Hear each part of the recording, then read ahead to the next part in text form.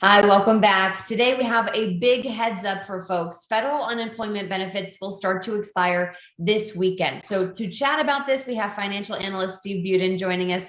Steve, good morning to you. Good morning and happy Labor Day weekend. Happy Labor Day weekend. Let's talk what this may look like for people. Yeah, this is a big one. When COVID started, there was some legislation passed that gave folks unemployment benefits, and they even gave them some extended unemployment benefits and some enhancements. Many of those benefits are set to expire this weekend.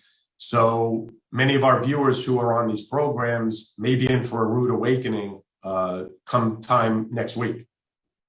You mentioned it is different for all different walks of life, but what do you think this does for our economy, our job market? We know that there is a big problem right now with a shortage of workers across all different types of jobs. And that's the debate that Congress has been arguing over the last couple of months is, should these benefits be extended? All you have to do is drive down the street and you'll see many help wanted signs. All indications are that Congress will not be extending this, at least in the near term. So it will have some implications, because the debate that they're doing is, if you keep providing these benefits, what's the incentive for folks to go back to work?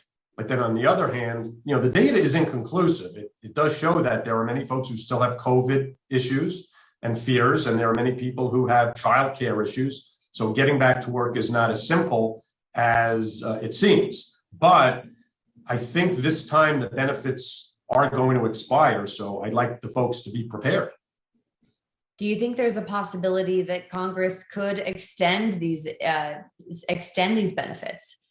I think there is. Politicians like votes, and benefits provide votes, and we're hitting an election year. So to be purely cynical, it's possible that they will extend those benefits. But I wouldn't bank on it. There's nothing right now that is saying that it's even being debated. There's a big budget bill that is going through Congress right now. And who knows if they'll put some additions on there to provide those benefits. But I wouldn't bet on it. And there is still some help in place on the statewide level. We're talking eviction moratorium, although there is no longer that eviction moratorium for the federal level. We still have that on the state. So you don't expect to see mass evictions happening as these expire. Yeah, I would be surprised if they lifted the state eviction moratorium here in Nevada, especially with unemployment benefits expiring.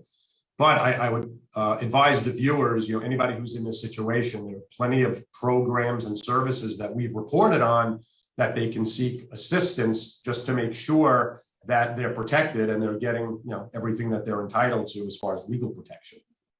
How else do you think folks should be preparing as they know that they're going to be receiving a lot less money from the federal government? A couple of things. Clearly, the obvious one is seek employment. There are plenty of jobs out there.